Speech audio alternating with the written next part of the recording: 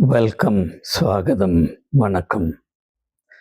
In this video, I want to advocate an approach to understanding the Prime Minister of India, Sri Narendra Damodar Das Modi. An approach that's quite contrary or at stark variance with what is making its rounds in social media at the present time. Especially in the last 1 year, I have noticed that videos lampooning the Prime Minister, Mr. Modi as an individual, are multiplying. Somehow it speaks to a certain substratum of frustration which is now rampant in India. Though, of course, if you read the mainline newspapers or watch national televisions, you will never get a wind of it. The fact of the matter is that there is a growing trend in India of feeling disappointed and frustrated with the Prime Minister. And in fact, the indication that people have lost faith in his credibility and have become suspicious of his stature as an individual. And this explains the proliferation of satirical material directed towards the Prime Minister. Let me very briefly recount or recapitulate the substance of these satirical videos. They mainly lampoon the Prime Minister's sporadic attempts to present himself, sometimes as a scientist, sometimes as a military expert, sometimes as a philosopher, sometimes as a cultural expert, sometimes as a spiritual guru, sometimes as a Vishu guru, so on and so forth. Now, obviously, you can have two completely different outlooks on this. The first possibility, and that is what the satirical approach adopts quite understandably, the first approach is that here is a man who is nothing more than a chameleon. He says things not because he means it, but because he thinks that it suits the context, like the chameleon changing its color in the interest of camouflage. So from such a person, you need not expect any consistency or inward truth. It is nothing but a series of postures adopted for its consumerist value in relation to the immediate context. For example, when he is in Bengal, he would say that I have a very special relationship with Bengal. When he comes to Kerala, he says, I have a very special relationship with Kerala. When he is addressing or interacting with a group of Christians, he would say he has a very special relationship with Christians. If he is in the midst of Sikhs, he would say that he has a very special relationship with the Sikh tradition, so on and so forth. The list is quite impressive. When people look at it, they consider this to be bogus, absolutely bogus, and that's the reason why it is made the object of satire or ridicule or lampoon.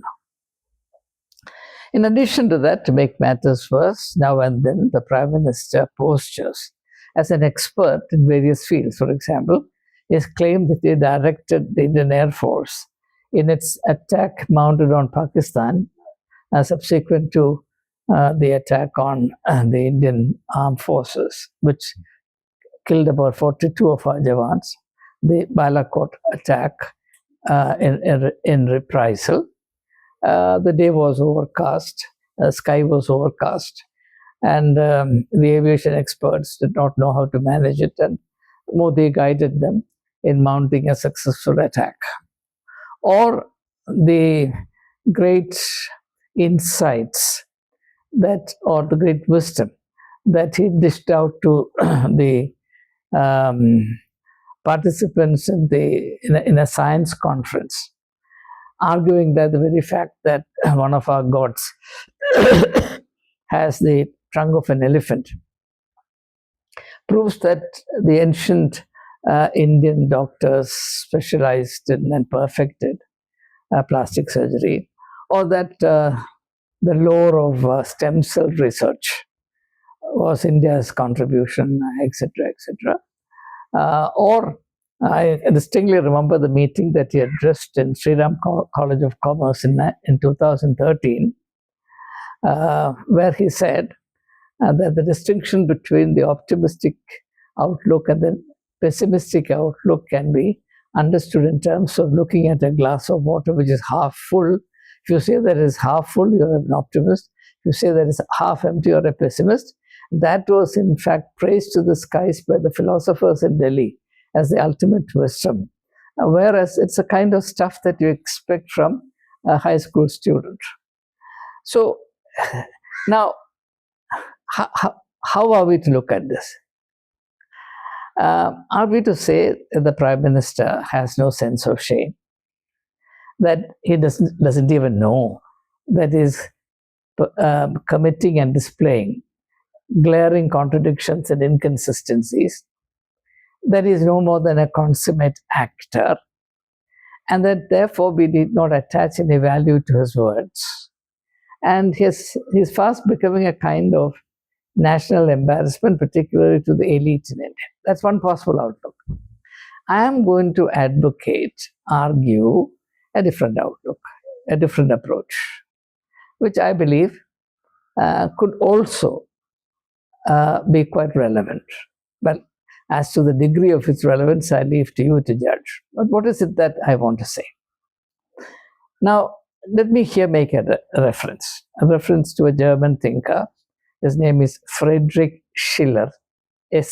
It's a very interesting short book, tiny book, titled The Aesthetic Education of the Child.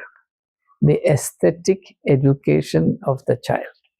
Now, in that work, Schiller points out something very interesting and quite relevant to the topic we are discussing in this video. Schiller argues that the modern culture has done two things to humankind. One, on the one hand, the modern culture, by virtue of the progress that we have registered, has added immensely and immeasurably to the material advantages and the improvement of the circumstances of life as far as the modern man is concerned. He says at the same time, and this is important, at the same time, the very same culture, the modern culture, has robbed man, that is human beings in general, of their completeness as human beings.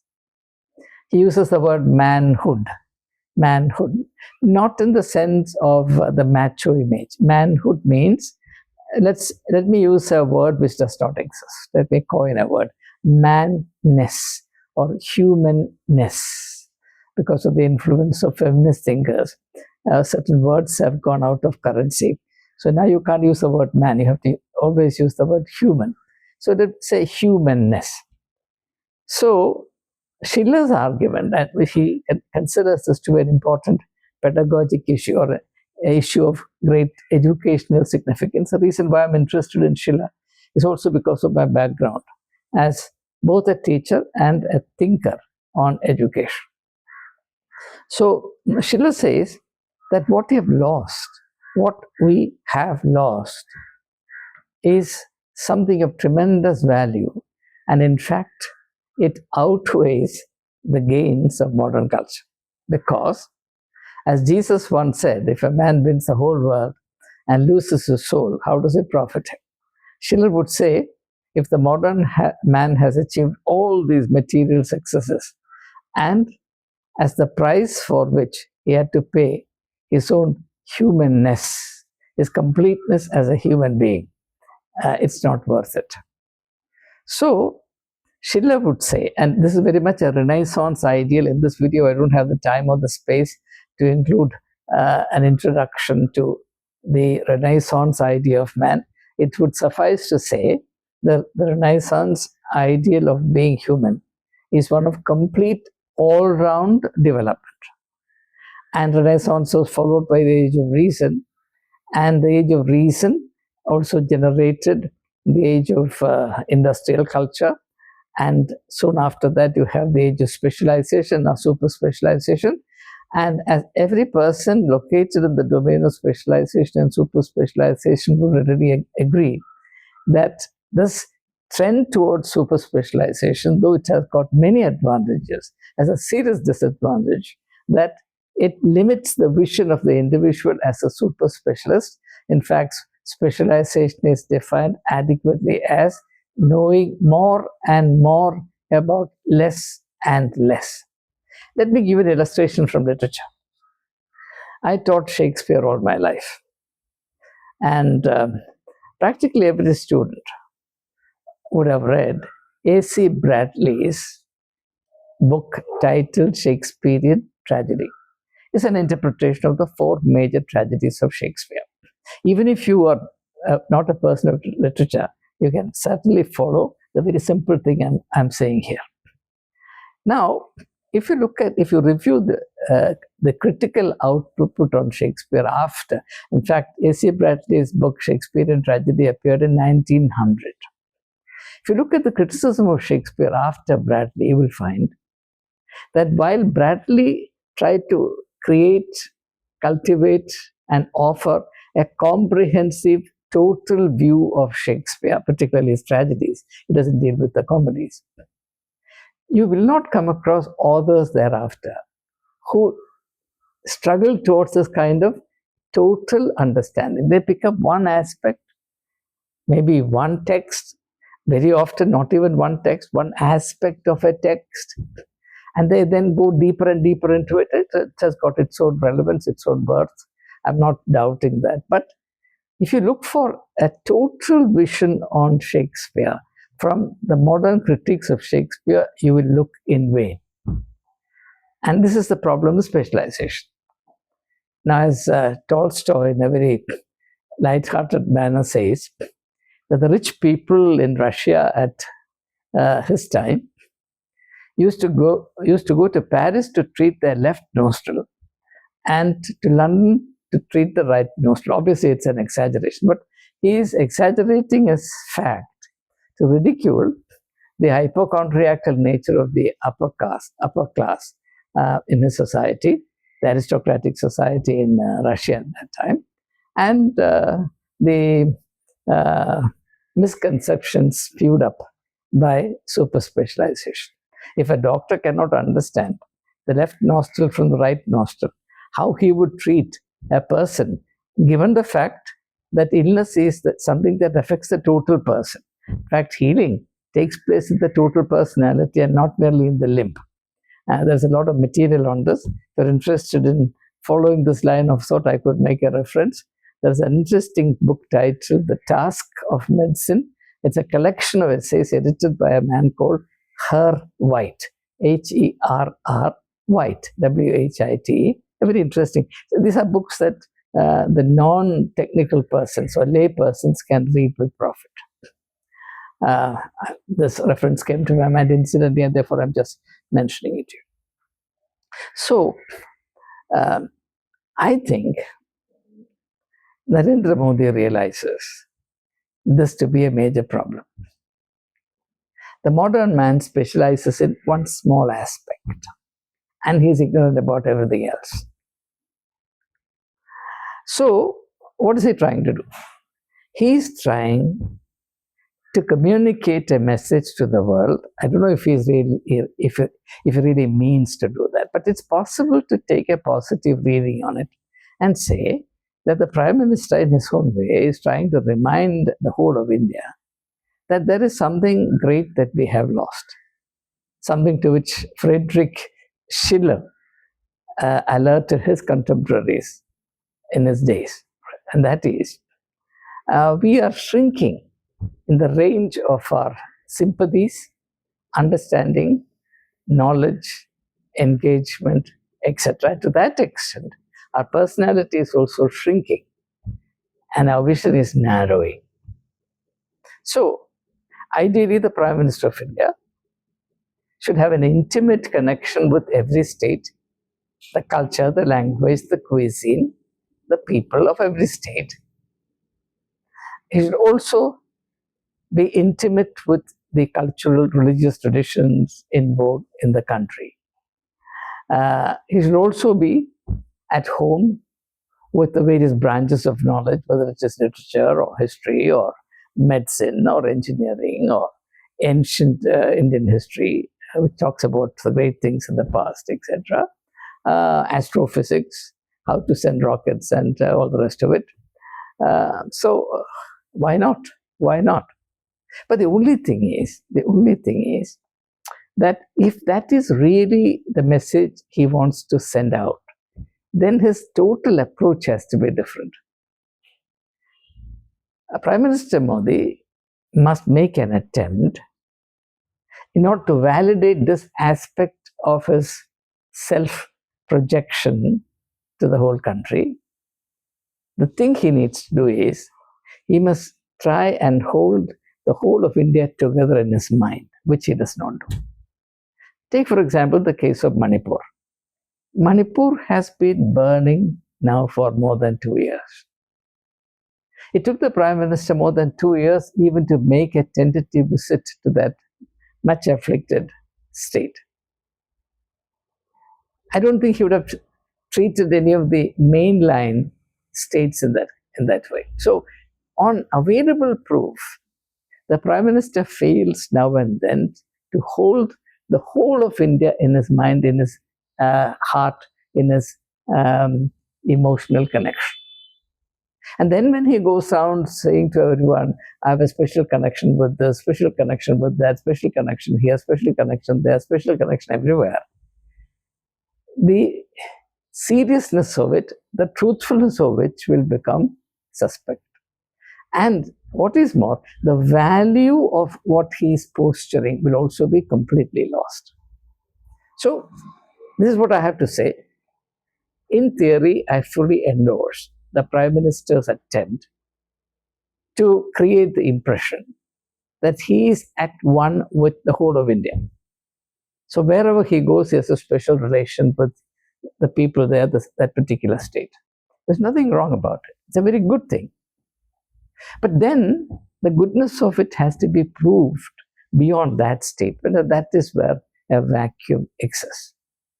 In a similar manner, it's good for a Prime Minister to feel at home among people of different branches of knowledge, some of which I have listed. But then at the same time, if there is a controversy about his education, and that dark cloud is still not cleared, truthfulness about that issue also is relevant here. Also, when, for example, when the Prime Minister says a plus b the whole square is equal to a square plus b square plus 2, a square plus 2ab plus b square. The way he put it, of course, clearly indicates that he was completely out of his depth as far as that algebraic formula is concerned. So that, and then to raise the question, where has this 2ab come from? Now, all these kind of things, which goes beyond the remit of simple knowledge, which even a school child can pick, such things must be avoided. Whereas the positive thing is, an individual needs to develop his personality, his fund of knowledge in multiple directions. From my personal experience, I can tell you that is a very, very desirable state. So I get a positive message from all the posturing and statement, or as people say, the drama that the Prime Minister creates here and there. That positive message is that all of us need to aim at as possibly complete a development of our personality, all-round development of our personality as is humanly possible. Nothing should be deemed out of bounds as far as our seeking and understanding is concerned.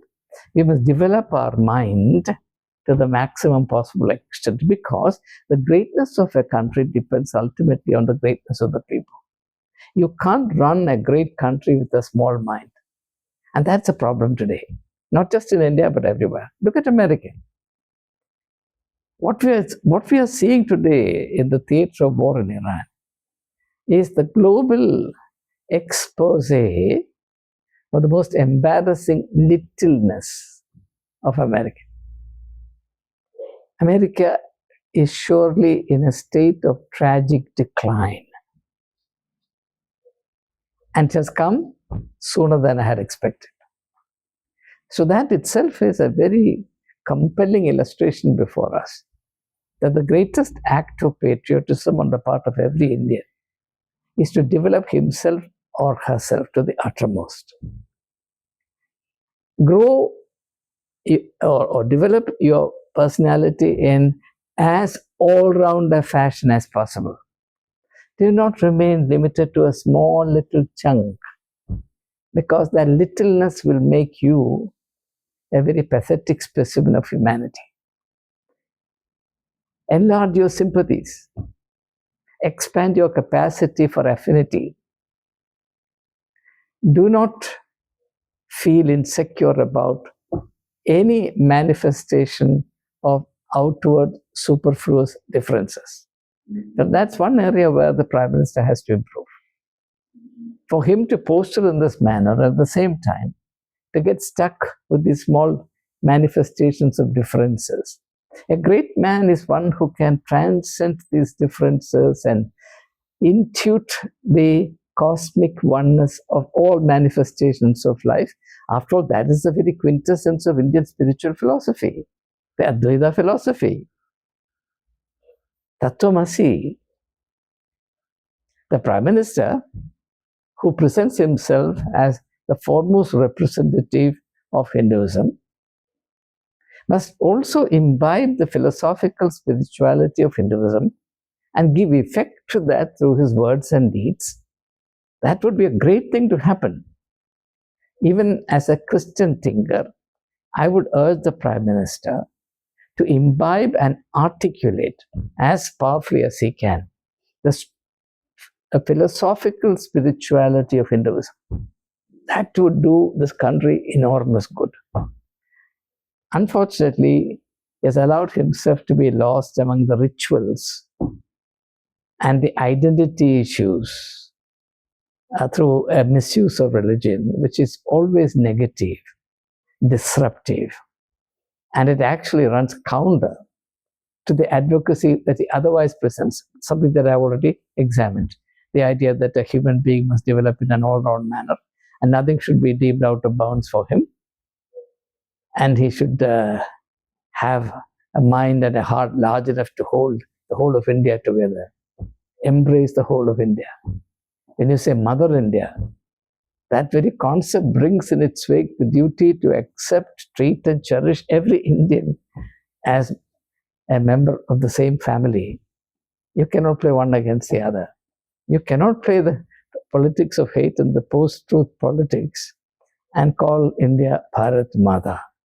It's an insult to Bharat Mata. No. So I'm sure that the Prime Minister will gradually realize all this. But there is something positive, at least that's the way I'd like to see this. There is something positive which he himself may not fully realize. No harm. There is something positive about his posturing, namely that an Indian must feel equally at home, whether he is in Kerala, Karnataka, Bengal, Bihar, Kashmir, wherever, any part of India. He must have a special relationship with every part of India. Then, of course, you can say it's linguistically, it cannot be a special relationship. It can only be a general relationship. That's okay. That's a casuistry I'll accept. And also the idea that every human being must develop a store of knowledge in multiple directions. Say, plastic surgery refers to plastic surgery, stem cell research. Therefore, some basic education on, say, health-related matters. Though I'm a teacher of literature, I have read quite a bit in medical literature as well, with great profit. Science, engineering, philosophy, his idea of the difference between the optimist and the pessimist, etc. It's philosophy. So of course, philosophy is much more than that. About that, I want to withhold my comments. So anyway, rather than always take a negative view of things, let us derive a positive message It's only those who do not want to move in that direction that revel in accentuating the negative, turning it into a fodder for laughter and ridicule, which I believe does not do us any good.